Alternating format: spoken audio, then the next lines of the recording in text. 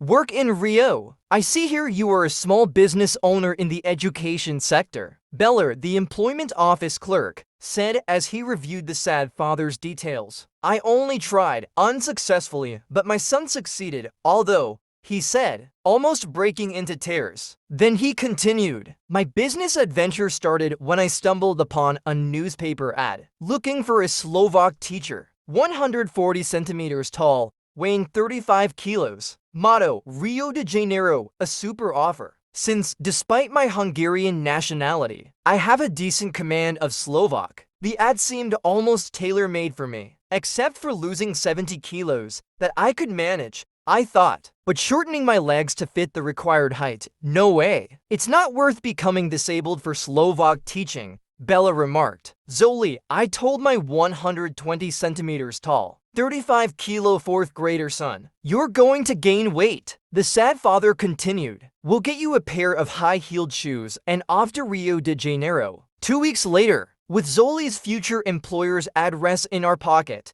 we set sail. During the day, my wife and I worked in the ship's kitchen for discounted passage. In the evenings, I taught Slovak to Zoli at night. Since I sleep restlessly, I helped wherever I could on the ship. Finally, Rio. Samba rumba? I envy you, Bella said. We took a taxi to the specified address, Jose Tatra Liptovarsky, Copacabana Street, number 13, a magnificent mansion. We rang the bell. Mr. Tatra Liptovarsky greeted us warmly with a hello. In the hunting room, I'm a descendant of Slovak immigrants, he continued in Slovak. He sat in an armchair, surrounded by portraits of his ancestors on the walls. Our family comes from the 1735 wave of immigrants. We are wealthy, but we lack the most precious treasure, the Slovak language. He motioned, and the black servant measured Zoli's height and weight. He fits, Mr. Tatra Liptovarsky confirmed. And where is the student? I asked. Here, behind this door, Mr. Tatra Liptovarsky gestured to a large, sturdy oak door on the side of the hunting room. Don't be alarmed, he warned. Behind the door, we were met with the cold, bored gaze of a giant snake. It was black, coiled up,